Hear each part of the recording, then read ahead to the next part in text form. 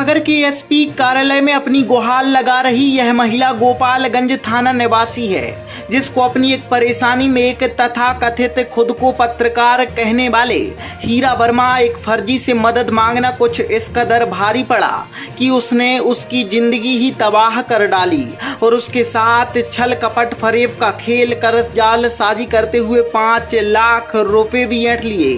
पीड़ित फरियादी महिला की दास्तां सुन आप भी हैरान होंगे, क्योंकि जिस तरह से नटवर लाल युवक ने इस महिला को अपने विश्वास में लिया, फिर उससे अपनी हकीकत छिपा मंदिर में शादी कर शारीरिक शोषण कर उसकी जिंदगी से खेल खेला, उससे इस महिला का जीवन ही बिखर गया। जहां ऐसे धोखेबाज जालसाज पर कठोर कार्रवाई हो और महिला को इंसाफ मिले, वह पुलिस से न्याय की गुहार लगा रही है।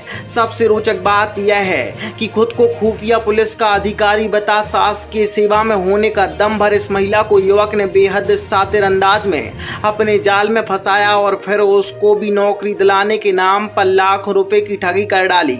हीरा वर्मा कितना नटवर लाल है, इसका अंदाजा इस बात से लगाया जा सकता है कि इसके पास खुफिया पुलिस का नकली आईडी कार्ड भी है, साथ ही चैनल के नाम से फर्जी आईडी कार्ड भी रखे हैं, जिससे मकरोनिया के एक पत्रकार का शागिर्द बताया जा रहा है, जिसके संरक्षण के बल पर इसने ना जाने अपनी जालसाजी का कितनों को शिकार बनाया होगा। पीड़ित के मुताबिक उसे शिकायत करने पर जान से मारने की धमकी भी मिल रही है और उसे जान का खतरा भी बना है। ऐसे में वह चाहती है कि पुलिस मामले में गंभीरता से कार्रवाई करे, जिससे उसे न्याय मिल सके। सर, मैंने 6 तारीख को यहाँ आवेदन दिया था। मेरे साथ 420 धोखाधड़ी हुई है। जिस इंसान ने मुझसे शादी की है वो 1.5 साल से ये बोल रहा है मैं एसटीएफ पुलिस में हूँ, जबकि मुझे धीरे धीरे मैंने जानकारी ली वो एसटीएफ पुलिस में नहीं है। उसके बाद उसने मेरे पापा का प्लाट बिकवा दिया। महिला आयोग में नौकरी लगवाने के बहाने उसने मेरे 5 लाख मुझसे ले लिए। फिर मैं पूछती पेमेंट नहीं है आई है आपकी, आप ड्यूटी जाते हो नहीं जाते हो, तो बोलता है पेमेंट रुक गई है, मैं टर्मिनेट हो गया। ऐसे बहाने करके वो टालता गया। 15 फरवरी से मैं प्रेग्नेंट हो गई, लेकिन कंटिन्यू इसकी पेमेंट नहीं आई। लेकिन मुझे शक हुआ कि ये नौकरी नहीं करता है। फिर इसने है ना बहाना बनाना शुरू कर दिया, मारना पीटना शुरू कर दिया मुझे। और बंडा में रहने वाली एक सरोज रानी रजक को ये पैसे भेजता है। मैंने इसका मोबाइल चेक किया 9 तारीख को। इसने बीच में कहा मैं एनकाउंटर पे गया था 4-5 तारीख को मथुरा मार्च में, और मुझे गोली लग गई है। मुझे शक हुआ कि इसको गोली वोली कुछ नहीं लगी है, ये नाटक कर रहा है। मल्टीज में रहने वाले पड़ोसी का फ़ोन आया कि रूम पर जाओ, उसको गोली लगी है।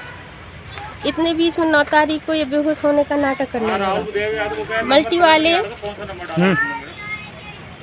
वाले इसको पहले नारायण हॉस्पिटल लेके गए, और इसके दोस्त और सलमा नाम की महिला जो कि मेरी फ्रेंड है जिन्होंने मेरी शादी कराई थी, इसको नारायण हॉस्पिटल में भी नहीं लिया गोली का सुना। फिर इसको विक्रम जैन के यहाँ ले गए, गोली का बोला वहाँ भी नहीं लिया। फिर इसको अनुकंपा हॉस्पिटल ले गए, वहाँ की रसीद मेरे पास है। उसने वहाँ नाटक किया कि मुझे रॉड लग गई है। वहाँ 9-10 को इसने छुट्टी करा ली रात को। लेकिन मैंने जब उसके मोबाइल चेक किए तो ये किसी सरोज नाम की लेडीज़ को पैसे भेजता है, और हाथ पे और सीने पे भी उसका नाम गुदवाया हुआ है। वो लेडीज़ बंडा में रहती है। मैं बार बार पूछती हूँ इससे वो लेडीज़ कौन है, मुझे नहीं बताता है। बोलता है मैं तुम्हें छोड़ दूंगा लेकिन उसको नहीं। अब जो आप उनके साथ ये घटना हुई है, ये शादी की भी बात कर रही थी, आप शादी कब की थी? शादी 5 दिसंबर को माँ ने और सलमा दीदी ने मेरी शादी फिक्स कर दी थी। उनको ये कार्ड दिखाया था, एक एसटीएफ पुलिस में है। ये एसटीएफ पुलिस किस विभाग में आता है? एसटीएफ पुलिस मुझे नहीं पता सर, इसी ने बताया था एसटीएफ पुलिस होता है खुफिया अपराध जासूस करके। इसने बोला मैं जासूस हूँ।